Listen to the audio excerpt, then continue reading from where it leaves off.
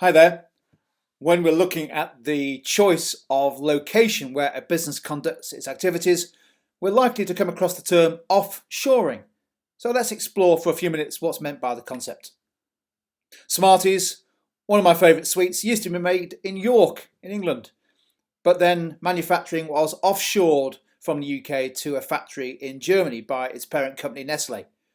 Similarly, Dyson vacuum cleaners used to be made in the early days in the UK, and now manufacturing is in the Far East. And in the UK, we no longer make any cigarettes, when manufacturing cigarettes used to be a big activity. All of these and other products have been offshored. So what is it? Well, there's a clue in the description there, that manufacturing has been moved from one location or one country to another. Offshoring involves the relocation of business activities from the home country to a different international location. And it's that change of location that is key to understanding the features and the reasons for offshoring. Traditionally, offshoring has been associated with the movement of manufacturing capacity from developed economies like the UK to lower cost countries such as Eastern Europe and, of course, particularly China. But offshoring isn't just about manufacturing, it's also possible to offshore services. And we saw this a decade or so ago with a significant number of UK financial services businesses who set up call centres in emerging markets such as India as part of their drive to reduce costs. Just be careful, when we're talking about offshoring, we're not talking about the same thing as outsourcing. The two terms sound very similar, but they are different. Offshoring is about location. It's about where the work is done. It's about moving work overseas. Outsourcing is not about where it's done, it's about who does it. So outsourcing involves somebody else doing the work apart from the business. So why does a business offshore? Why does it relocate production from one country, the home country, to somewhere else? Well, historically, the main driver has been cost.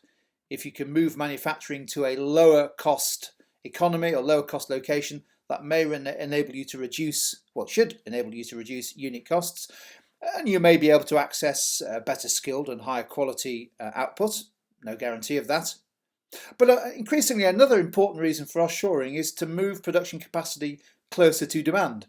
So we've seen emerging markets, of course, with their economies growing faster than developed economies, creating significant growth in demand for products, particularly from the UK and other developing economies. Therefore, it may make sense in some situations to have your capacity closer to that demand in order to fulfill it.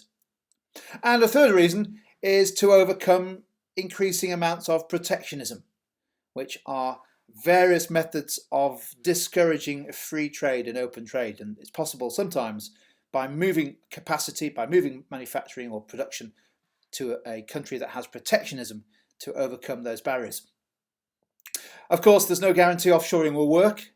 One of the things of moving location is it may well be that you have to wait longer for the supplies to come back to the home market, so a longer lead time.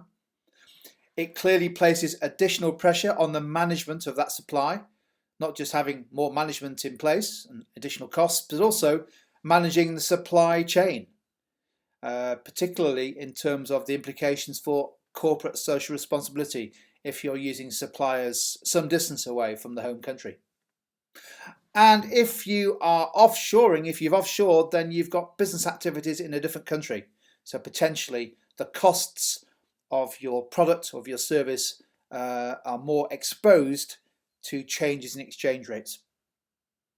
So offshoring has its drawbacks, but clearly because it's been so popular in recent decades, it also has lots of benefits. And that's just a brief overview of the concept of offshoring.